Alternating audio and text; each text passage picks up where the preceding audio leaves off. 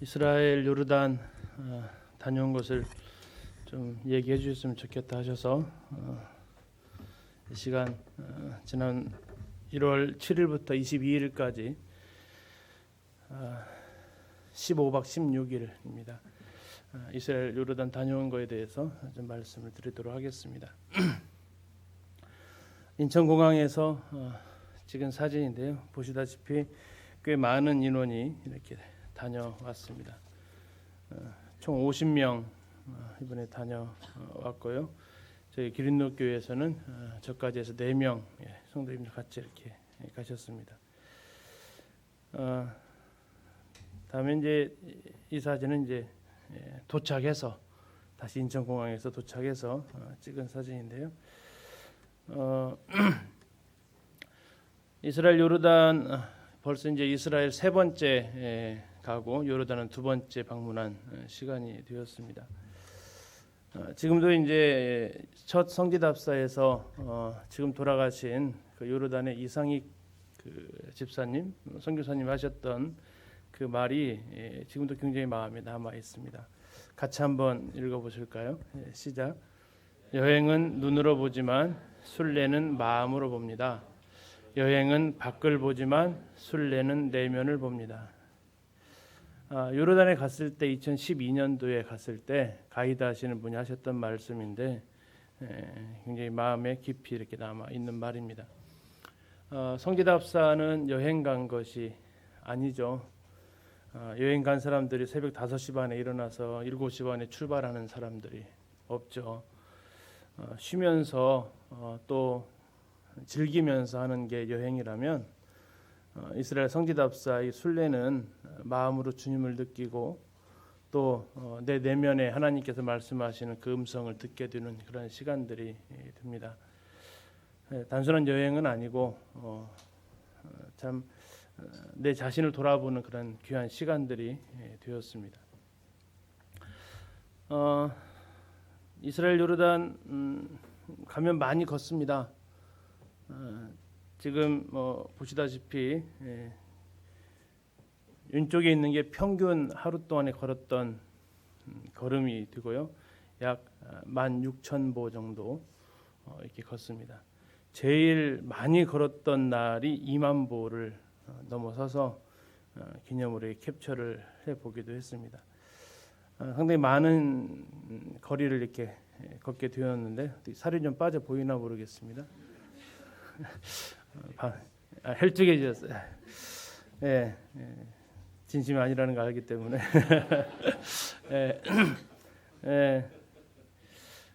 이번에 이스라엘을 갔을 때 좀 많이 놀랬던 것이 비였습니다. 비로 시작했고요. 비로 끝났습니다. 이스라엘 첫날이 비로 시작했고 끝나는 날도 비로 끝났습니다. 지금 보시는 사진은 2018년도에 찍은 갈릴리 베드로 수익권 교회 앞에 있는 모습입니다. 물이 많아 보이나요? 적게 보이나요? 물이 이렇게 평상시 수준이었습니다. 그런데 이번에 간 사진은 보시면 물이 굉장히 이렇게 이쪽에 있는 물이 굉장히 안쪽으로 들어와 있어서 아주 갈릴리 호수가 많이 높아져 있는 것을 알 수 있었습니다.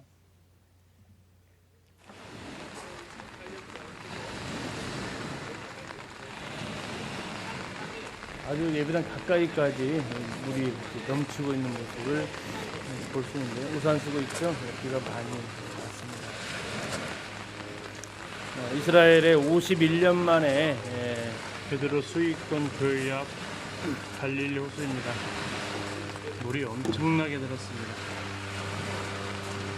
51년 만에 최고의 수위를 기록했다고 합니다. 이스라엘 뉴스에도 나올 정도로 굉장히 많이 늘었습니다. 이곳에 이제 갔을 때 가이드가 처음 인사말이 참 인상이 깊은 인사말을 했습니다. 이번에 이제 3번째 갔을 때 처음 2번은 동일한 분이 했는데 3번째 가이드가 좀 바뀌셨어요. 예루살렘에서 이제 교회 목회하시는 목사님이 가이드를 해주셨는데 그분이 이런 얘기 하시더라고요. 환영합니다 하셨어요. 환영합니다. 환영합니다. 그 이유 중에 하나가 지금 여러분들은 모세가 그렇게 와보고 싶었지만 들어오지 못했던 그 땅에 오셨습니다라고 하더라고요. 모세는 이스라엘 땅을 밟지 못하고 어디서만 바라봤습니까? 느보산에서 바라만 봤던 땅인데 여러분들은 그 모세가 그렇게 들어와보고 싶었던 땅을 여러분은 오늘 발을 디뎠습니다라고 인사말 하는데 참 새삼스러웠습니다. 그렇구나. 누군가는 굉장히 밟아보고 싶은 땅이었구나. 그리고 은혜롭게도 내가 그 자리에 3번을 왔구나 하는 은혜 위에 그 은혜가 하나님 앞에 감사가 이렇게 되었습니다. 자, 그곳에서 이제 50명을 인솔 하면서 같이 이렇게 진행을 하면서 다니게 되면서 이번에는 하루에 한 가지의 깨달음을 하나님 앞에 달라고 기도를 하게 됐고요. 그래서 오늘은 그 깨달음들을 짤막짤막하게 좀 나누도록 하겠습니다. 음식으로 말하면 뷔페가 될 것 같습니다. 여러 가지 음식이 아마 차려질 텐데요. 장소마다 사건마다 그 가운데서 한 가지라도 이렇게 같이 은혜를 나눴으면 좋겠습니다. 1월 7일 날 10시 정도에 도착해 8시 좀 넘어 도착해서 숙소에 들어가니까 한 10시 그리고 바로 이제 짐 풀고 잠을 잤습니다. 그리고 1월 8일부터 본격적으로 예루살렘부터 답사를 시작을 합니다. 자, 가보신 분들은 아시겠죠? 어딜까요? 여기가 요한복음 5장의 배경이 되는 양문곁 베데스다라는 곳입니다. 이번에 처음 가셨던 그 청년들이 이런 얘기하더라고요. 베데스다 연못 하길래 한국식 연못을 떠올렸는데 이렇게 큰 연못일 줄은 정말 몰랐다. 고정관념이 깨졌다라고 이야기를 하는데 1월 8일 날 이스라엘 베데스다 연못 예루살렘 성에 있는 베데스다 연못을 갔습니다. 그때 이제 가이드가 이런 얘기를 해주더라고요. 요한복음 5장 7절을 그분이 읽어주었습니다. 병자가 대답하되 주여 물이 움직일 때에 나를 못에 넣어주는 사람이 없어 내가 가는 동안에 다른 사람이 먼저 내려갑니다. 이렇게 얘기를 해요. 38년 된 병자가 기다렸던 것은 무엇을 기다렸죠? 병 낫는 거 기다렸을까요? 예수님이 네가 낫고자 하느냐 했을 때 근데 그가 예 그렇습니다라고 말한 게 아니라 뭐라고 말했다고요? 나를 못에 넣어줄 사람이 없습니다라고 얘기하고 있던 거였어요. 그가 원했던 건 병이 낫는 거였습니까? 물에 들어가는 거였습니까? 이 말을 그대로 보게 되면 물에 들어가는 것을 그가 원했던 거예요. 아니 좀 더 정확히 말하면 나를 못에 넣어주는 누가 없다고요? 사람이 없대요. 그럼 그가 기다리는 게 뭐라는 얘기예요? 자기를 연못에 넣어줄 사람을 기다리는 거죠. 그러면 주님은 뭘 해주시면 되죠? 못에 넣어주면 되잖아요. 근데 주님은 어떻게 하셨습니까? 못에 넣어주지 않으셨어요. 어떻게 하셨죠? 그를 그냥 은혜로 고쳐 주셨습니다. 주님은 그에게 뭘 해주고 싶으셨던 겁니까? 물에 넣어주고 싶으셨던 걸까요? 아니죠. 그를 치료해주고 싶어 하셨던 거였어요. 자, 이 병자가 원했던 것과 주님이 주시고자 하는 것이 서로 상충되어져 있었습니다. 그런데 정말 그에게 필요했던 것은 물에 넣어주는 게 아니라 그의 병을 고쳐주는 거였죠. 만약에 물에 넣어주었으면 어떻게 됐을까요? 사람들이 물에 넣어줬으면 사람들이 예수님을 주목할까요? 물을 주목할까요? 그렇죠. 이제 물에 모든 신경이 다 들어갈 건데 와, 저 물 진짜 효험 있다. 저 물 진짜 능력 있다라고 아마 사람들의 관심이 예수님이 아닌 그 베데스다 연못에 온통 관심이 쏟아졌을 것입니다. 그런데 그래서 주님은 그 물을 넣어주는 일을 하신 게 아니라 물 없이도 그를 고쳐주시는 일을 하셨습니다. 때로는 우리가 주님 이 환경을 좀 이겨나가게 해 주십시오. 이 환경을 좀 바꿔주십시오. 이 문제를 좀 해결해 주십시오. 우리는 이 이야기를 들으면서 우리도 그런 모습이 있구나. 나도 이 물에 넣어줄 사람을 기다리고 있구나 어쩌면.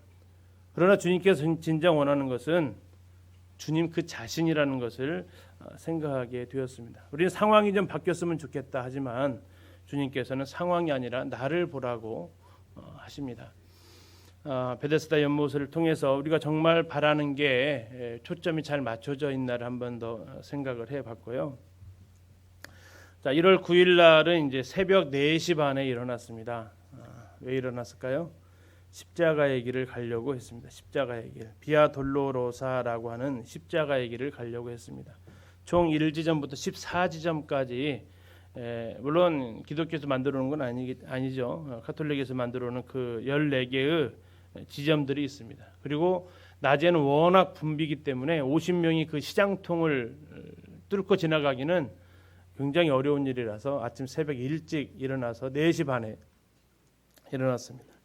그런데 4시 반에 일어났는데 비가 아주 많이 내리고 있어서 비 맞고 비옷 입고 그 비아 돌로로사를 갔습니다. 쭉 가면서 5번째 지점에 머물렀습니다. 5번째 지점에 머물렀는데 그 지점은 구레네 시몬이 억지로 예수님의 십자가를 지고 갔던 그 지점을 제5지점으로 기억하고 이렇게 지키고 있습니다. 잘 아시는 대로 그 구레네 시몬은 먼 데서 온 사람이고요. 자기가 예수님의 십자가를 질 것이라고는 생각도 못했던 사람이었습니다. 그런데 억지로 군병들이 예수님이 자꾸 쓰러지니까 그에게 예수님의 십자가를 지우고 그 길을 걷게 한 사건이 성경 기록을 하고 있습니다. 써놓은 거 한번 읽어드리면 사명의 길을 갈 때 때로는 원하지 않지만 때로는 지고 가기 싫지만 억지로라도 그 십자가 지고 가야 할 때 그 십자가 내려놓지 않고 가게 될 때 구레네 시몬의 두 아들 로마서에 나오죠. 두 아들 주님의 일꾼 되었도다. 이곳에 오기 전에 정말 안 갈 수만 있으면 가고 싶지 않았다. 마지막이라는 심정으로 걸음을 내디뎠다. 가족들에게 미안한 마음과 또 어떻게 사는 것이 잘 사는 것일까 하는 복잡한 마음이 뒤엉켜 한 걸음 한 걸음이 무거웠다. 그리고 비아 돌로로사 5지점을 빗속을 거니며 십자가는 지고 싶을 때만 지는 것이 아님을, 억지로라도 지고 가는 것이 또한 잘못된 것이 아님을, 그리고 그 길 끝에서 시몬의 두 아들 다른 세대가 아닌 다음 세대 되었음을, 주님 이 길을 계속 걷는 것이 제 십자가라면 지금 내리는 비를 그치게 하소서. 근데 기적같이 1분도 되지 않아서 빗방울이 멈춰버렸습니다. 주여, 억지로라도 십자가 지고 가야 한다면 주님 주신 십자가 거절 않고 지겠나이다. 구레네 시몬의 두 아들처럼 5 아이들 다른 세대 아닌 다음 세대 되게 하소서. 제5지점에서 주님께서 하셨던 음성이고 제 성지답사에서 처음으로 느꼈던 약간 그 등골이 오싹한 경험이었습니다. 기도하기 1분도 지나지 않아서 계속해서 내리던 비가 순간 멈췄고 그리고 그 비는 잠시 후에 또 내리긴 했지만 그 순간에 멈추는 것을 보면서 주님 앞에 또 기도를 하게 되었습니다. 지고 싶을 때만 지고 간다면 그건 어쩌면 십자가가 아니겠죠. 이 글을 이제 제가 계속 페이스북에다 올리니까 필리핀에 있는 문인호 선교사님이 답글을 다셨어요. 친절하게. 맞다고. 지고 싶을 때만 지는 것은 십자가가 결코 아니라고. 예, 아무튼 오후 지점에서 지기 싫었지만 져야 했던 그 십자가를 지고 갔을 때 주님께서 그 두 자녀에게 하나님 일꾼 되는 복을 주셨음을 기억하면서 또 하나님 은혜를 구하게 되었습니다. 이제 예루살렘 일정 이틀 만에 끝나고요. 그 다음에 이제 그 주변 예루살렘 주변을 돌아다니게 되었는데 지금 보이는 곳은 베들레헴 지역입니다. 베들레헴 지역에 있는 보아스의 들판이라는 곳입니다. 이삭 줍는 룻이 보이셔야 됩니다. 마음의 눈으로. 그리고 그것을 바라보는 보아스도 보이시면 상상력이 풍부하신 겁니다. 저기 어느 곳 한 곳에서 룻이 이삭을 줍고 있었을 거고요. 그리고 보아스는 그것을 사랑스러운 눈으로 바라보았을 것입니다. 시어머니 나오미에게 어떤 혜택을 기대하지 않고 따라왔던 룻. 그리고 나오미조차도 보아스가 그 일을 하라고는 생각지 않았겠죠. 은혜는 기대하지 않았던 곳에서 온다. 은혜는 기대할 수 없는 곳에서 베풀어진다. 주여, 생각지 않은 곳에서 베풀어 주신 은혜에 감사하며 살게 하소서. 때로는 누가 이렇게 해주겠지, 그걸 은혜라고 합니까? 기대라고 합니까? 기대라고 하죠. 그런데 우리가 기대를 걸었던 그 대상은 어떻습니까? 기댈 만한 대상이 아니라는 거죠. 언제든지 넘어질 수 있는 연약에 휩싸여 있는 지체들이지 우리의 기대에 부응할 수 있는 사람은 아니라는 겁니다. 그런데 놀라운 것은 정말 예상치 않았던 곳에서, 생각지도 않았던 곳에서 하나님께서 은혜를 베풀어 주십니다. 이건 삶 속에서 참 많이 경험하게 되는 부분이에요. 가끔씩 텔레비전에서 구세군 나오고 또 이쪽 전주에서도 이름 없는 기부천사 보시죠. 자, 나중에 그런 사람들이 밝혀졌을 때 돈 많은 사람이든가요, 그렇지 않은 평범한 사람이든가요, 돈 많은 사람들은 그렇게 하지 못하더라고요. 오히려 없어 본 사람, 가난했던 사람, 그런 사람들이 정말 놀라울 정도로 섬기고 헌신하는 모습들을 봅니다. 은혜는 기대하지 않았던 곳에서 오더라고요. 그것은 하나님만을 바라보았던 룻에게서 하나님께서 베풀어 주신 그 은혜였습니다. 혹 기대했던 대상에게서 실망을 하셨다면 주님께서 또 다른 통로를, 또 다른 문을 여셔서 기대하지 않았던 그곳에서 문을 열고 복을 주실 줄 믿습니다. 1월 11일 날 저희들이 찾아간 곳은 지금 보시면 뭐 하는 것 같습니까? 등산하는 것 같나요? 등산은 아니고요. 이게 예루살렘에서 여리고로 내려가는 길입니다. 광야길이라고 보통 이야기를 하는 거죠. 광야의 모습은 한 가지 색깔이 아닙니다. 광야하면 어떤 게 떠오르세요? 그냥 쫙 펼쳐져 있는 황량한 모습만 주로 많이 떠오르실 텐데, 이스라엘 현장에 가면 광야는 정말 다양한 모습입니다. 색깔도 다양하고요, 자라나는 식물도 다양하고요, 환경이 굉장히 다양합니다. 저런 굉장히 심한 골짜기 같은 것도 지나게 되죠. 저희들이 1월 11일 날 토요일이지만 특별히 광야에 왔기 때문에 광야에서 시험 받으셨던 주님 생각하면서 만찬 예배를 토요일 날 이렇게 드렸습니다. 광야가 보이는 곳에서 떡과 잔을 떼면서 만찬 예배를 드리고, 그 만찬 예배 드리기 전에는 이 지프차를 타고, 덜컹거리는 그 지프차를 타고 유대 광야를 한 2시간 정도 이렇게 달려가면서 실제로 양을 먹이고 있는 목자들의 모습도 보고, 또 아사셀 산이라고 하는 대속주일에 염소가 지고 갔던 그곳까지 이렇게 둘러보고 왔습니다. 그리고 점심 먹고 예루살렘에서 여리고로 내려가는 길, 선한 사마리아인의 비유에 해당되는 그 길, 예수님께서 여리고로 내려가시면서 올라오시면서 걸으셨던 그 길을 이렇게 같이 갔습니다. 49명의 한 길을 가는 순례자들. 이 광야길은요, 둘이 같이 가기가 굉장히 어려워요. 좁아가지고.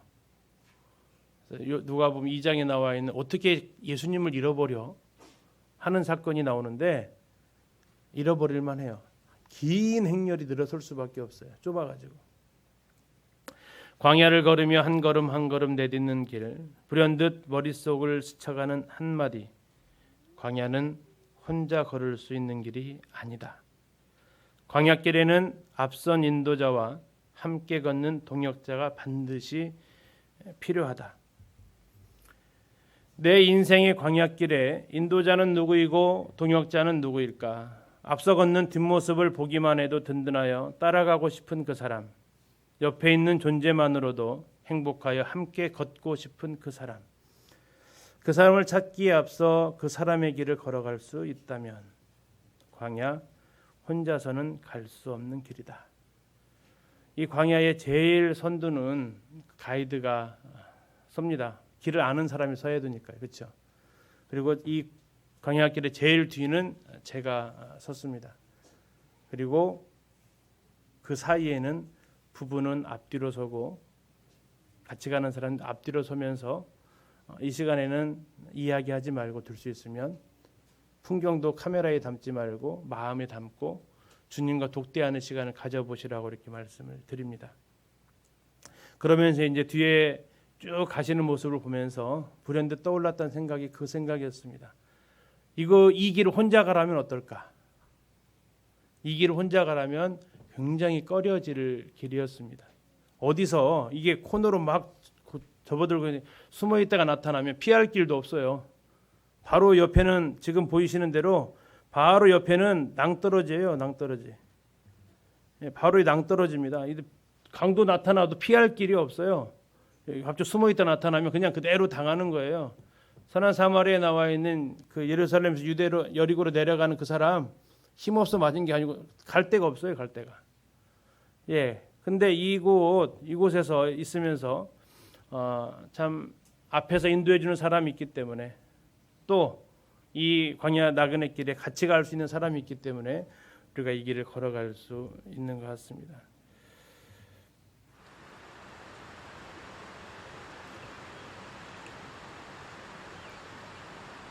예루살렘에서 여리고로 내려가는 길 광야 트레킹을 하고 있습니다. 이렇게 해서 한 1시간 반에서 2시간 정도를 해야 예루살렘에서 여리고로 내려갈 수 있습니다. 주변 풍경이 이렇습니다. 지금 소리는 무슨 소리가요? 예, 비가 많이 와가지고 물소리가 아주 이렇게 명랑하게 들립니다. 그 다음에 1월 12일 날 갔던 곳은 이제 산악지대로 갑니다. 실로로 갑니다.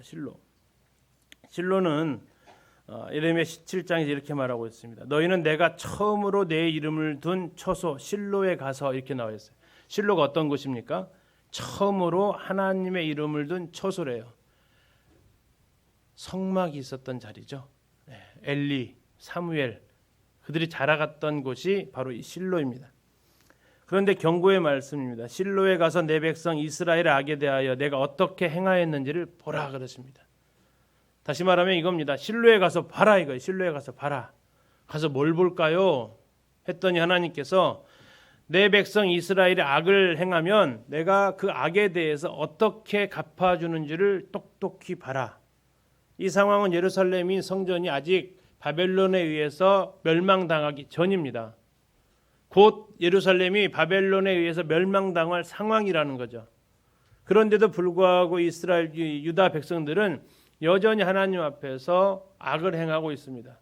근데 이 대상이 누구냐면 너희는 내가라고 이 너희가 누구냐면 예배하러 올라온 사람들이에요. 예루살렘 성전으로 예배하기 위해서 올라온 사람들을 향해서 하나님께서는 예레미야를 통해서 말씀하시는 겁니다. 실로에 가서 봐라. 내 이름을 두었던 곳이다.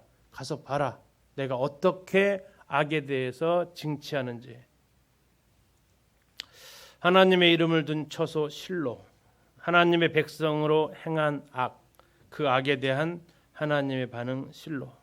실로에 가서 보라. 내 백성의 악에 대하여 어떻게 행하였는지. 가서 보면 그래요. 허허벌판입니다. 아무것도 없습니다. 허허벌판, 흔적 없이 사라진 성막과 언약궤, 예배자는 없고 순례자만 찾아오는 곳, 생동감은 없고 그 흔적만 파헤쳐 살피는 곳, 발굴하고 있거든요. 뭐가 있었나 살피고 있습니다. 실로에 가서 보라. 하나님과 사람에게 악을 행한 일에 하나님이 어떻게 행하셨는지를. 실로는 참 마음이 아픈 곳입니다. 하나님의 이름을 두었던 곳이지만 하나님 앞에 영광을 돌리지 못했던 그 성막이 있었던 장소에 하나님께서 어떻게 갚아주시는지. 그곳에 가면 이 성막의 이 그림으로만 남아 있습니다. 원래는 이게 실제 했던 장소잖아요. 그럼에도 불구하고 이곳에서 하나님의 이름이 욕을 먹었을 때 하나님은 그곳을 파헤치셔서 정말 아무것도 없게 만들어 오셨습니다. 허벌판이 되어 있어요. 그리고 땅을 파야만 비로소 살았던 흔적만 나오고 있는 곳입니다. 하나님의 교회가 이렇게 흔적만 남는 곳은 되어야 하지 않겠습니다. 또 금년 우리 표가 가정인 것처럼 우리 가정이 그런 흔적만 남는, 우리 아버지 때는 하나님 섬겼었는데 그러한 일이 일어나지 않기를 정말 간절히 소원하게 됩니다. 1월 13일 갔던 곳은 이곳은 마사다입니다. 모형인데요. 헤롯이 지었던 궁전입니다. 헤롯 대왕이 지었던. 늘 생명의 위험을 느꼈던 헤롯은 마사다라든지 마케루스라든지 또는 헤로드임이라든지 이런 곳에 자기가 급하면 도망갈, 그리고 절대 순간 함락되지 않을 이런 곳들을 짓게 됩니다. 그 중에 한 곳이 바로 이 마사다인데요. 마사다 가서 가이드가 이런 얘기를 했어요. 이스라엘에 3대 네버 어게인이 있습니다 그러더라고요. 세 가지 절대 다시 일어나지 않게 하기를 바라는 세 가지가 있다고 이야기를 하더라고요. 첫 번째가 홀로코스트랍니다. 야드 바셴이라는 이 기념관이 이 이스라엘에 있습니다. 홀로코스트를 기념하면서 유명한 말을 남기죠. 뭐는 하되 뭐는 말라. 기억나세요? 용서는 하되 잊지는 말아라. 이런 말이 있습니다. 네버 어게인. 첫 번째가 홀로코스트. 다시는 600만 명이 살해되는 역사가 일어나지 않게 하자. 두 번째가 통곡의 벽. 예루살렘 성벽에 있었던 통곡의 벽입니다. 다시는 하나님의 성전이 파괴되지 않도록 하자. 그리고 그 세 번째 네버 어게인이 이 마사다라는 것입니다. 다시는 나라를 빼앗기는 일을 경험하지 말자. 이스라엘이 계속해서 가르치고 있는 장소들입니다. 통곡의 벽과 마사다는 이스라엘 백성들이 지금도 이스라엘 사람들이 남자아이가 13살이 되면 성인식을 하는 장소가 통곡의 벽과 마사다입니다. 통곡의 벽에서는 성인식 하는 것을 저희들이 갈 때마다 볼 수 있습니다. 왜요? 그들이 네버 어게인 한다는 거죠. 다시는 하나님의 성전이 파괴되어서 하나님 성전에 들어가지 못하는 이 불행한 일이 일어나지 않도록 하자라는 겁니다. 그리고 이 마사다로 와서 또 성인식을 합니다. 미국에 사는 유대인이라 할지라도 성인식은 이곳에 이스라엘 땅에 와서 하고 싶은데 그 중에 하나가 바로 이 마사다고 960여 명의 사람들이 로마의 항쟁에다가 끝까지 지키다가 자결함으로써 숭고한 이러한 장소 바로 이 마사다입니다. 이스라엘 3대 네버 어게인 하면서 내 삶의 3대 네버 어게인을 생각을 해봤습니다. 다시는 하나님의 은혜를 잊지 말자. 다시는 주님을 위한 사역이 주님과의 관계를 앞지르게 하지 말자. 다시는 소명과 사명을 잊지 말자. 우리 성도님들의 3대 네버 어게인 한번 정해보시면 어떨까요? 내 삶에 지나온 삶에 쭉 돌이켜봤을 때 왜 이것이 자꾸 반복이 되지? 내 삶에 다시는 이러한 일들이 일어나지 않았으면 좋겠다라는 그 마음을 담아서 네버 어게인을 적어보시면 어떨까 합니다. 자, 드디어 이제 1월 14일 마사다를 넘어서 요르단 국경으로 넘어갑니다. 그리고 이제 저희들의 답사는 요르단으로 넘어갑니다. 홍해 앞을 지나서 넘어간 곳이 이제 요르단인데요. 요르단에 들어가서 이제 제일 처음 체험한 것은 에돔 광야입니다. 지금 보시는 에돔 광야는 아까 보셨던 유대 광야하고는 많이 다르죠. 이게 지금 에돔 광야의 모습입니다. 아까 유대 광야하고는 색깔이 완전히 다르죠. 에돔, 북다라는 뜻입니다. 모래가 다 붉은색을 띠고 있습니다. 자, 이 사람들이 어떤 사람들이냐면 광야로 찾아 나간 사람들입니다. 광야로 찾아 나간 사람들. 와디름도 광야이기 때문에 지프로 답사를 체험을 좀 하고요. 그다음에 숙소로 돌아와서 짐 풀고 이제는 광야를 걷습니다. 근데 이 요르단에 눈이 왔다는 거 아닙니까? 이 광야에 눈이 와가지고 군데군데 물이 고여져 있어요. 한국에서도 못 봤던 눈을 요르단 가서 봤습니다. 이 광야, 그래서 이 모래가 한번 가보신 분은 알겠지만 모래가 굉장히 곱거든요. 되게 하나도 밟아도 안 아파요. 근데 이 비가 눈이 오고 해가지고 이 모래가 굳어 있어가지고 밟기는 약간 좀 안 좋기는 했습니다. 유대광야는 발로 밟을 생각을 아예 못하고 유대광야 맨발로 섰다가는 발 금방 피가 나는 곳인데 여기는 또 달라요. 자, 저희들이 왜 이런 시간을 갖냐면 광야는 미드바르라고 합니다. 히브리어 원어가 그래. 미드바르. 미드바르라는 뜻은 뭐냐면 하나님의 말씀이 들려오는 곳이라는 뜻을 가지고 있습니다. 하나님의 음성이 들려오는 곳 광야, 세상의 소리를 끄고 사람의 소리를 뒤로하고 하나님의 음성을 찾아 나선 나그네들, 주님의 은혜의 비가 내리면 죽었던 것 같았던 광야의 꽃이 피고 생명이 돋아나도다. 광야가 옥토되는 힘은 주님이 부어주시는 은혜의 힘이다. 사막과 광야의 차이가 뭔지 아십니까? 사막과 광야의 차이. 비가 내려보면 압니다. 사막은 비가 내리면 아무 일도 일어나지 않습니다. 그러나 광야에 비가 내리면 이런 일이 일어납니다. 뭐 같아 보이세요? 예. 꽃이 보이십니까? 광야에 핀 꽃입니다. 광야인데도 불구하고 비만 내려주면 다시 이렇게 생명력을 보여주는 곳이 광야입니다. 우리의 심령이 사막입니까? 광야입니까? 그렇죠. 광야라는 거예요. 주님의 은혜가 부어지면 다시 회복되어질 수 있다라는 것입니다.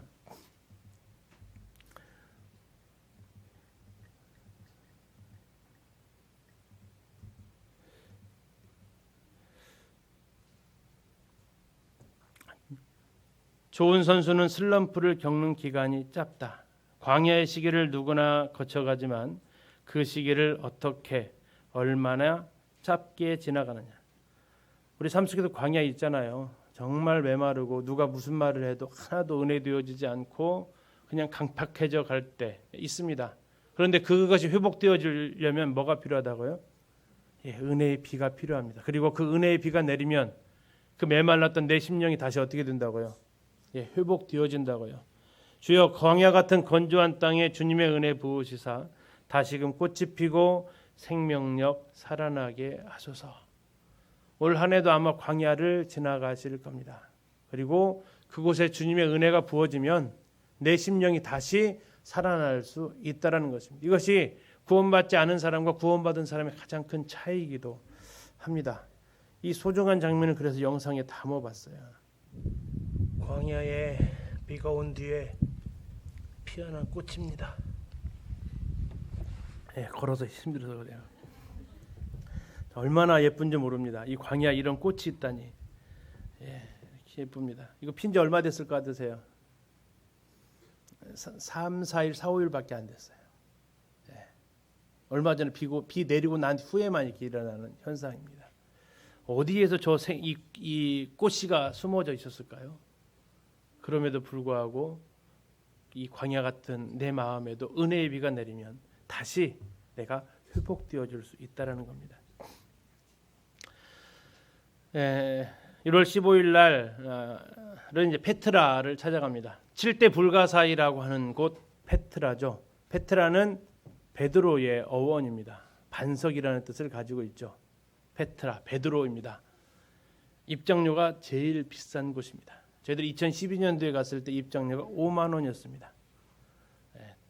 약 3시간 정도 보고 나옵니다. 이번에 갔더니 많이 올랐더라고요. 8만 원을 받았습니다. 아주 엄청난 금액입니다. 거의 이스라엘 모든 국립공원을 다 돌아다녀도 그 정도 나올까 싶은데 여기는 한 곳만 가는데 8만 원을 내라고 하는 곳 페트라입니다. 근데 그만큼 아마 흔히 여기 가면 다 인생 사진을 찍고 나오니까요. 페트라에 가서 세 가지를 생각을 해보게 되었습니다. 광활한 바위산 페트라, 이건 페트라 전망대에서 찍은 사진입니다. 하나님의 창조의 위대함을 마음껏 펼쳐 보이며 그 유용을 내려다본다. 웅장한 자연 앞에 선 인간의 왜소함, 그러나 그러한 자연을 지배하게 하신 하나님께 찬양. 그리고 페트라 안으로 들어갔습니다. 페트라 안에 들어갔더니 가이드가 자기 간증을 얘기를 하면서 이런 얘기를 해줍니다. 이 나무를 잠깐 한번 보시면 이게 지금 뒤에 이 나무가 이렇게 있는데요. 식물이 보이죠? 근데 이 바위입니다. 전부 다. 근데 이 생명력을 유지하기 위해서 이 나무 뿌리가 내려간 거 한번 보십시오. 이 뿌리가. 오른쪽 이 뿌리 보이시나요? 이 뿌리 내려가는 거 한번 보십시오. 이렇게 쭉 바위와 바위 사이를 뚫고 뿌리를 내려가고 있는 거예요. 도대체 이 생명력 힘이 어디서 났을까 하면서 간증을 얘기를 해주던데요.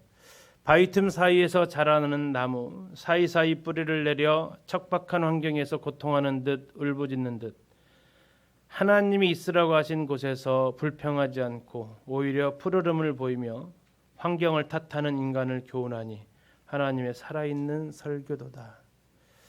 왜 하필 나는 이곳에서 살아야 됩니까? 이 나무가 말하는 것 같지 않으세요? 근데 가이드가 얘기하기를 그 이야기는 왜 내가 이렇게 힘든 요르단 땅에 와서 난민 사역을 해야 됩니까? 아무도 알아주지도 않는 이 땅에서. 그런데 어느덧 이 가이드를 하면서 이 나무를 보니까 이 나무가 자기에게 설교를 하더래요. 나를 보라고. 나는 하나님이 있으라고 하신 곳에서 있었다고. 그리고 그곳에서 뿌리 내려서 이렇게 열매를 맺었다고. 이렇게 푸르름을 드러내고 있다고. 우리는 아까도 말했지만 상황이 자꾸 바뀌기를 바랍니다. 환경이 바뀌기를 바래요. 그러나 하나님은 그곳에 있으라고 하십니다. 그리고 그곳에 있으면서 뿌리 내리라 하시죠. 돌고 나서 숙소로 돌아왔습니다. 숙소가 얼마나 예뻤던지요. 숙소가 페트라가 내려다 보이는 그랜드뷰 페트라입니다. 페트라가 보이는 숙소입니다. 그곳에서 석양을 봤습니다. 숙소에서 바라본 페트라로 지고 있는 석양. 인생의 아름다움이 저같이 아름다웠으면 얼마나 좋으랴. 일평생 온 대지를 환하고 따뜻하게 비추다가 마무리하는 그 순간에는 아름다움으로 삶이 마무리되길. 노을 예쁘죠. 네. 낮에는 그렇게 온 따뜻함으로 온 대지를 따뜻하게 해주다가 넘어가는 그 순간까지도 아름답게 마무리가 되어지면 얼마나 아름다울까. 우리의 노년이 그렇게 아름다웠으면. 단풍도 아름답잖아요. 낙엽의 노년 아닙니까? 근데 사람은 노년이 되면 찾아와요, 안 찾아와요? 단풍은 찾아가잖아요, 보려고. 그렇죠? 네. 사람도 찾아왔으면 좋겠다. 아름다운 노년이 되었으면 좋겠다는 생각을 해보았습니다. 1월 16일 소돔과 고모라 또 롯이 도망간 소알 땅을 찾아가게 되었습니다. 자, 그곳에 이제 가면서 소돔 땅이라고 추정하는 곳입니다. 몇 군데 있는데 그 중에 한 곳을 갔습니다. 밥 에드라라는 지역인데요. 자, 이곳은 창세기 13장에서 롯이 눈을 들어서 찾아갔던 곳입니다. 눈을 들어 바라보았던 여호와의 동산 같고 애굽 같았던 소돔. 롯이 보기에 모든 것을 가질 수 있을 것 같았고 한번 멋지게 살 수 있을 것 같았고 풍요로움과 편안함 속에서 단 한 번 주어진 인생을 멋지게 살 수 있으리라 여겨 선택했던 소돔. 그 마음으로 갔을 겁니다. 그런데 그곳에 갔더니 이러한 돌이 있었습니다. 이게 소돔 밥 에드라에서 찍은 사진인데요. 지금 보니까 돌에 뭐가 이렇게 나 있어요? 구멍이 뻥뻥 뚫려 있습니다. 저게 바로 이제 바로 소돔이 불에 탄 흔적을 보여주는, 그것이 곳곳에 흩어져 있습니다. 그 가스가 품어 나오면서 뚫려진 구멍들이, 돌들이 주변에 있는 돌들과 너무나 확연히 다른 이런 돌들이 그곳에 곳곳에 흩어져 있었습니다. 그가 생각했던 모든 것이 잿더미로 날아간 거였죠. 그리고 그는 소알 성으로 갑니다. 지금 보이시는 그 모습이 롯과 두 딸이 거했을 동굴로 추정되어지는 곳입니다. 이곳에 들어가 봤더니 정말 한 서너 명 생활하기에 좁죠. 좁은 그러한 동굴 속이었습니다. 하나님께서 심판하실 땅인지 알지 못했기에 한 발 한 발 나아갔으나 하나님의 심판이 임하는 그날 두 딸과 함께 뛰쳐나온 소돔. 소알에서 거주하기 두려워 산에 올라 굴속에 거주하며 부끄럽게도 두 딸을 통해 모압과 암몬 자손이 시작되었으니 한 번 잘못된 선택이 얼마나 많은 고통을 가져오는지 오늘 그 땅 소알과 소돔을 보며 깊은 생각에 잠긴다. 지금 이 보이시는 이 땅이 소알 땅이고요. 지금 이쪽에 보시면 좀 황량한 곳이 소돔과 고모라로 가는 길입니다.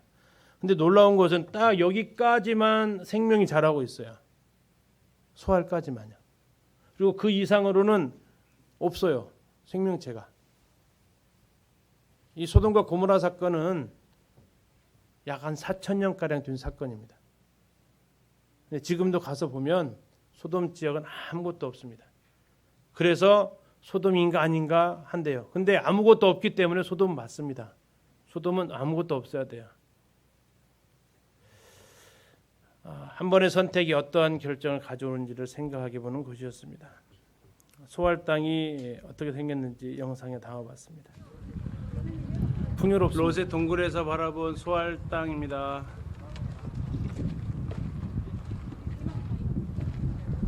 예, 이렇게 물이 넉넉한 이곳에서 소알로 도망가겠다 했던 롯입니다. 그러나 그 이 밑에 성에서는 못 살고 두 딸과 함께 동굴로 피했던 모습을 성경 기록을 하고 있습니다. 1월 17일 날 저희들이 갔던 곳은 마케루스입니다. 마케루스는 성경에는 나와 있지 않는 장소인데 여기에 중요한 인물이 죽은 장소로 나와 있습니다. 지명은 나와 있지 않지만 세례 요한이 헤롯에 의해서 목배임을 받았던 곳입니다. 헤로디아의 딸에 의해서 요한의 목을 주십시오라고 생일날 그렇게 요청을 하죠. 그래서 세례 요한의 목이 소반에 담겨져서 가져오게 됩니다. 그 장소가 바로 있었던 장소가 바로 이 마케루스입니다. 이것은 헤롯의 요새입니다. 8년 만에 다시 찾은 땅 마케루스. 이번에도 그 땅을 밟지 못하고 멀찍이서 올려다보며 한 장의 사진으로 위로를 삼는다. 분명히 가는 길이 열렸거든요. 그렇죠? 전에는 이 문을 닫아놨어요. 그런데 지금 이 문을 열어놨는데 가고 싶었는데 저기 갔다 오면 1시간 반, 2시간 걸리거든요. 그러면 다음 일정을 못 온다고 해서 이번에도 또 못 갔습니다. 문이 열렸는데 하나님 주신 소명으로 살다간 세례 요한, 인간의 헛된 욕망으로 살다간 헤롯, 안티파스죠. 옥에 갇혔으나 자유로웠던 요한, 왕으로 살았으나 불안했던 헤롯, 목배임 당했으나 주님께 칭찬받은 요한, 목벨 권세 남용하여 주님께 여우라는 책망받은 헤롯. 난 무엇으로 살아가고 있는가? 하나님 주신 소명으로 살아가는가? 나의 욕심 채우며 살아가는가? 마케루스에 있었던 두 인물, 살인자 헤롯 그리고 살해당한 순교자 요한. 그 두의 삶은 현실에서는 성공자 실패자가 헤롯처럼 보이지만 그러나 주님께서는 여자 중에 가장 큰 자가 세례 요한이다라고 이야기하십니다. 사명 가지고 사는 삶이 욕망으로 사는 삶보다 훨씬 더 아름다움을 생각합니다. 1월 17일 느보산에 올랐습니다. 느보산은 모세가 올랐던 산이죠. 바라만 볼 뿐 들어갈 수 없었던 땅 가나안. 가이드가 들려준 모세가 들어갈 수 없었던 5가지 이유. 자기가 묵상하면서 찾았대요. 5가지 이유. 첫 번째, 모세는 율법의 상징입니다. 율법은 하나님 나라에 들어갈 수 없습니다. 온 율법을 지키다가 하나에 거치면 다 범한 자 됩니다. 모세가 몇 번 죄졌죠? 한 번 죄졌습니다. 그래서 못 들어갔습니다. 왜? 율법을 상징하기 때문에 그렇습니다. 두 번째, 리더는 그가 인도하던 백성들과 운명을 같이 해야 한다. 자, 모세는 1세대의 리더입니까? 2세대의 리더입니까? 1세대의 리더입니다. 그렇습니다. 리더 혼자 가나안 땅 밟는 것은 오히려 불명예다. 좀 그럴듯해 보였습니다. 니네 다 못 들어가지 나 혼자는 갈 수 있어. 이렇게 되면 좀 그럴 것 같아요. 그래서 나이가 들어갈수록 끼리끼 빠빠를 하셔야 된다고 하죠. 끼리끼 빠빠 뭔지 아시죠? 낄 때 끼고 빠질 때 빠져나와야 된다. 눈치 없이 계속 있으면 이상해진다. 2번이 바로 끼리끼 빠빠입니다. 3번, 리더의 한 번 실수는 치명적이다. 리더로서 분내지 말아라. 리더로서 하나님의 영광 가로채지 말아라. 4번 새 술은 새 부대에 리더는 아름답게 물러날 줄 알아야 한다. 5번 모세야 가나안보다 천국이 좋지 않니? 천국으로 와라. 가나안 땅 들어가도 야네들 말 또 안 들을 거 분명하다. 40년간 했던 거 다시 해야 된다. 그러느니 천국으로 와라. 건너고 싶었던 땅이었으나 건널 수 없는 땅. 그러나 내 아버지 계신 천국이 있으니 그곳 정말 내가 가고 싶은 곳이라. 예, 가서 보면 이 느보산에서 보이는 지점이 쭉 나와 있습니다. 헤브론, 헤로디움, 베들레헴, 쿰난, 예루살렘, 라말라, 다음에 여리고, 다음에 세겜, 나블루스 세겜, 다음에 티베레, 갈릴리 호수 이렇게 여기서 다 볼 수 있는 지점을 이야기를 하고 있습니다. 1월 18일 암만 요르단입니다. 역시 제라시 박물관에 있는 눈물병을 봤습니다. 혹시 쿠어바디스라는 영화 보신 적 있으십니까? 거기에 기독교를 박해했던 로마의 황제가 나옵니다. 그 이름은 누굽니까? 네로입니다. 네로가 눈물 흘리던 장면 혹시 기억나시나 모르겠습니다. 네로가 눈물 흘릴 때 급히 신하를 부릅니다. 가져오라고. 뭘 가져오라고 시키죠? 눈물병 가져오라고 합니다. 성스러운 이 눈물을 한 방울도 떨어뜨릴 수 없습니다. 그래서 눈물에다 이렇게 짜서 담는 장면이 코바디스 영화를 보면 보실 수 있습니다. 그런데 이게 성경에 나와 있습니다. 시편 56편 8절에 나의 유리함을 주께서 계수하셨으니 나의 눈물을 주의 병에 담으소서. 눈물을 병에 담는 게 눈물병입니다. 이것이 주의 책에 기록되지 아니하였나이까. 자, 팔레스타인 고대 묘지에서 출토되는 여러 모양의 눈물병, 가족의 아픔과 고통, 그리고 죽음의 순간에 이제 가족들이 모여옵니다. 모여올 때 하나씩 들고 오는데 그걸 눈물병, 자기 거 눈물병을 가지고 와요. 제각기 눈물병 하나씩 가지고 모여들어 슬피 눈물 흘리며 모아놓은 눈물, 그리고 그 자리에서 흘리는 눈물을 우리는 수건으로 닦고 화장지로 닦지만 그들은 그렇게 하지 않고 어떻게 한다고요? 병에다 다 모아둡니다. 가슴을 내이는 모든 고통과 슬픔이 고스란히 담겨있는 눈물병, 그의 생이 마치는 날 그의 시신과 함께 무덤에 안치하니 이제 모든 눈물 닦고 쉬기 바람이라. 지금 보이시는 것이 그 눈물병들입니다. 굉장히 길게 이렇게 생겼습니다. 정말 많이 요르단 가면 볼 수 있습니다. 근데 이 눈물병이 신약에서 또 한 번 나옵니다. 삶의 고통과 외로움 그리고 고난의 순간에 아무도 모르게 흘렸던 눈물, 그 눈물 한 방울 한 방울 고이고이 눈물병에 담아 내 주님 발에 쏟아 붓습니다. 누굽니까? 누가복음 7장에 나오는 향유 부은 여인입니다.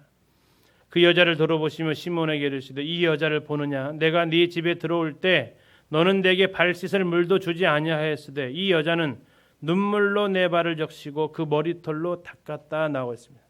이게 막 그 자리에서 눈을 펑펑 울어가지고 예수님의 발이 눈물로 흥건했다라는 얘기 아니고 그녀가 창녀라고 죄 있는 여자라고 취급받았던 그녀가 얼마나 한스러운 눈물을 많이 흘렸겠습니까? 그 눈물을 모아두었고 그 평생 모아두었던 눈물을 자기를 사랑하시는 그분의 발 앞에 부은 것입니다. 그 자리에서 흘린 눈물도 있었겠지만 주님의 발을 적시고 머리털을 닦기 위해서는 적은 양의 물이 아니에요. 주님 생각하면 그동안 내 살아오면서 흘렸던 그 수많은 눈물 한 번에 쏟아부어 주님의 발 적시우고 주님 계신 그 나라, 눈물 없는 그 나라 소망하며 오늘 하루 웃음 지으며 주님 얼굴을 바라봅니다. 내 눈에서 눈물을 씻어주실 그날을 기대하며 살아갑니다. 이게 지금 박물관에 있는 눈물병이에요. 무덤에서 이렇게 많이 나왔어요. 연대를 보니까 이렇게 써 있어요. 로마 시대에 있었는데 BC 63년에서 AD 324년까지 무덤에서 하나씩 찾아낸 눈물병들입니다. 이게 다.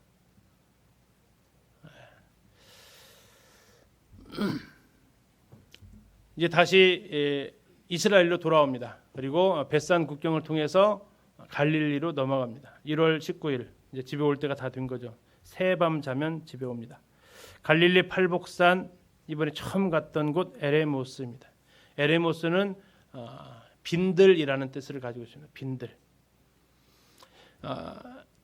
갈릴리 이스라엘 딱 들어왔을 때 이번에 가이드가 또 하나의 명언을 남겼는데요. 지금 오신 이 갈릴리는 부르심과 회복의 자리입니다라고 얘기를 했습니다.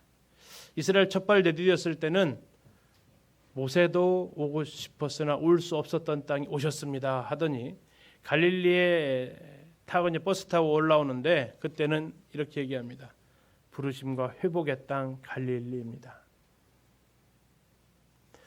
예수님께서 12제자를 선택하시기 전날 밤이 맞도록 기도하신 곳 에레모스입니다. 그리고 지금 보이시는 그 동굴이 아마 그 예수님께서 밤을 새면서 기도하셨기 때문에 저런 동굴에서 아마 기도하셨을 것이라고 여겨지는 곳이 바로 이 에레모스입니다. 누가복음 6장 이렇게 나와 있습니다. 이때 예수께서 기도하시러 산으로 가사 밤이 새도록 하나님께 기도하시고 밝음에 그 제자들을 부르사 그 중에서 12를 택하여 사도라 칭하셨으니 부르심의 자리입니다. 이 자리는 베드로를 비롯하여 12제자를 부르신 주님, 그리고 공생의 기간 동안 그들과 함께 하셨던 주님, 그리고 그 에레모스 산을 쭉 내려오면 있는 곳이 베드로 수익권 교회입니다. 요한복음 21장에 나와 있는 요한의 아들 시몬아 네가 나를 사랑하느냐 물었던 그 바닷가 바로 위에 에레모스, 그들을 부르셨던 그 자리가 있습니다. 그 지나가면서 두 번 다 못 봤는데 이번에 가서 확인을 했습니다. 십자가에 못 박히시던 날 밤 하나둘 주님 모른다 부인하던 그들에게 다시 찾아오신 주님, 3번 부인한 베드로를 3번째 찾아오신 주님, 3번에 걸쳐 네가 나를 사랑하느냐 물으시고 부르심의 자리에서 다시 회복시키시는 은혜. 숯불 앞에서 부인한 베드로 위에 숯불에 고기 구워주신 주님의 은혜. 부르심과 회복의 자리, 첫사랑의 회복의 자리, 그 자리에 서서 부르시고 회복시키시는 주님 은혜 감사드립니다. 베드로 통곡교회 가면 그 안에 이 두 가지 그림이 있습니다. 자, 이 두 가지 그림이 한쪽은 예수님이고 한쪽은 베드로인데요. 그 가운데에 뭐가 있어요? 숯불 보이세요? 숯불. 이게 지금 부르신 사건입니다. 베드로 부르실 때 요한복음 21장 사건이에요. 숯불이 굉장히 크죠. 고기 구워 주셨던 숯불입니다. 예수님 부인할 때 숯불 보이십니까? 숯불 앞에서 예수님을 부인합니다. 그리고 그 숯불 앞에서 부인한 베드로 위해서 예수님이 숯불 피워놓고 고기 구워 주신 장면이 요한복음 21장에 나와 있죠. 부르심과 회복의 자리, 주님께서 나를 부르셨던 주님 첫사랑을 생각했던 그 자리, 이제 그곳에서 다시 우리의 넘어져 있는 심령 회복시켜 주시길 기도합니다. 두 군데 남았습니다. 텔단입니다. 이스라엘 다양성을 보는데요. 비가 많이 왔다 그랬죠. 이 물이 정말 우렁차게 내립니다. 1년 내내 넘쳐 흐르는 요단강 상류. 저희들이 그냥 평소에 갔을 때 많은데 더 많았어요. 우기에만 간간히 흐르는 예루살렘에서 여리고로 내려가는 와디, 아까 그 계곡 내려갈 때 물소리 들으셨던 건 아죠? 그 비가 와야만 흐르는 곳이고 여기는 비가 안 와도 흐르는 곳입니다. 그리고 황량한 유대 광야, 가나안 정복 이후 유다와 에브라임 지파의 선택은 1년 내내 물이 넘치는 갈릴리 산지가 아니라 유대 광야와 산지였다. 그들은 왜 비옥한 그 땅을 선택하지 않고 메마르고 살아가기 힘든 남부 지역을 선택했을까? 자, 그 두 땅을 좀 비교를 해보면요, 이게 지금 요단강 상류입니다. 상고 요단강 물입니다.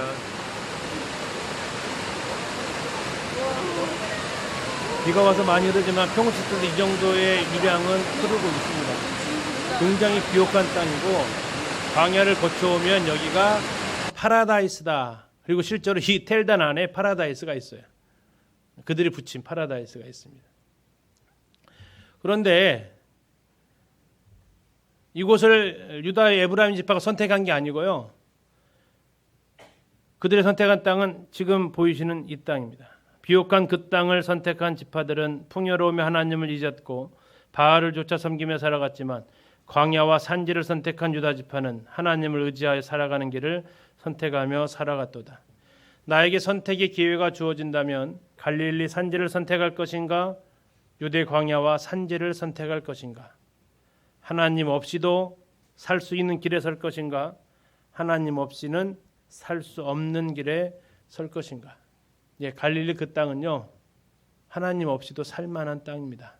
아니, 살 수 있는 땅이에요. 풍요로운 땅입니다. 저 유대 산지는요, 하나님 없으면 못 사는 땅입니다. 유대 산지, 저희들이 브엘세바에서 헤브론으로 올라갔던, 아브라함이 이삭을 번제하기 위해서 올라갔던 그 길입니다.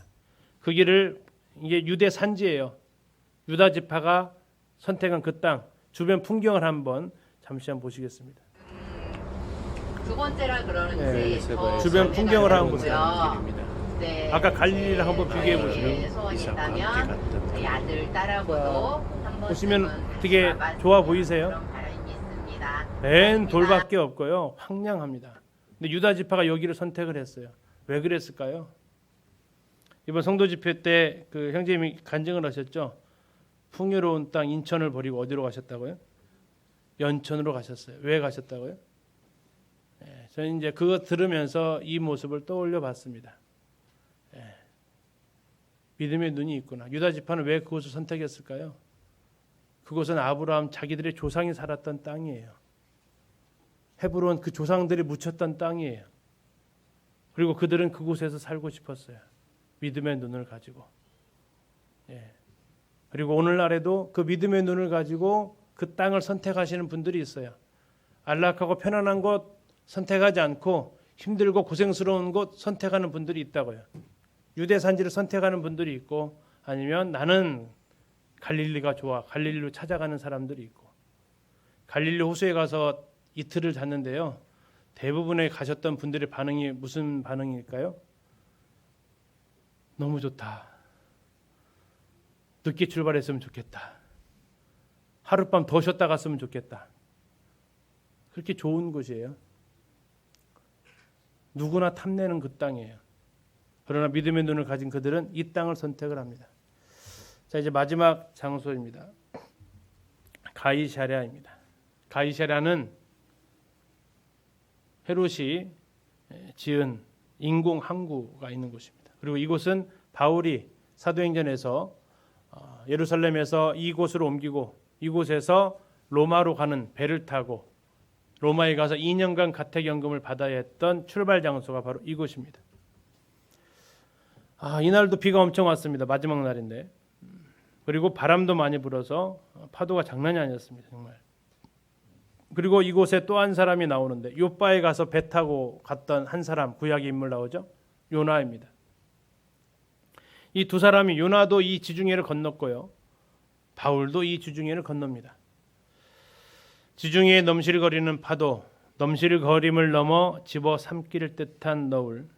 한 사람 요나는 니느웨에 복음 전하기 싫어 하나님 말씀에 불순종하여 다시스로 가다가 풍랑을 만나고, 한 사람 바울은 로마도 보아야 하리라는 하나님 말씀에 순종하다 로마로 가는 길에 풍랑을 만나고, 이스라엘 방문 세 번째 만난 파도, 그리고 비, 번개와 천둥까지.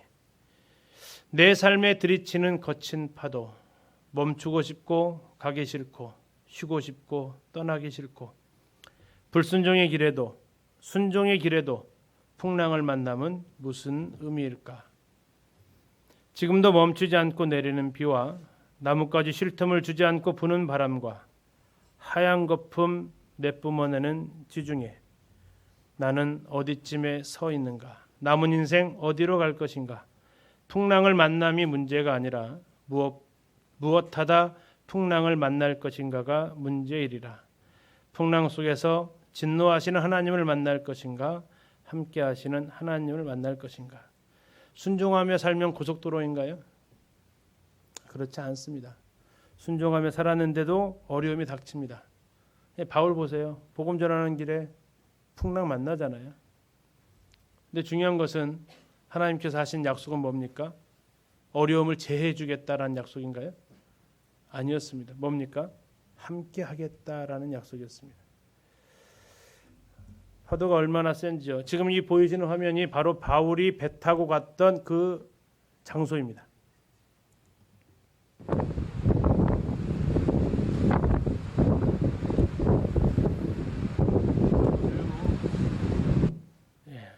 이 풍랑 삶 속에 만날 날이 있을 겁니다. 근데 뭐 하다가 만났냐 이거죠. 뭐 하다가 만났냐. 그래서 성지답사를 하면서 느꼈던 주님의 은혜들을 같이 이렇게 잠시 이렇게 나눴습니다.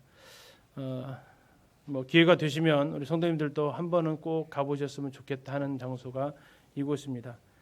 다른 여행 좋지만 여행 갈 거 한 두세 번만 아끼시면 동남아 여행 두세 번 정도 아끼시면 가보실 수 있습니다. 주님이 걸으셨던 그 땅, 믿음의 선배들이 살아갔던 그 땅, 성경의 배경이 되는 그 땅, 나도 한번 걸어보면서 느껴볼 수 있지 않을까 생각이 됩니다. 이번에 5명이 한 가족이 왔어요. 5분의 한 가족이 오셨는데 저희들이 이번에 공통 경비로 낸 게 450이거든요.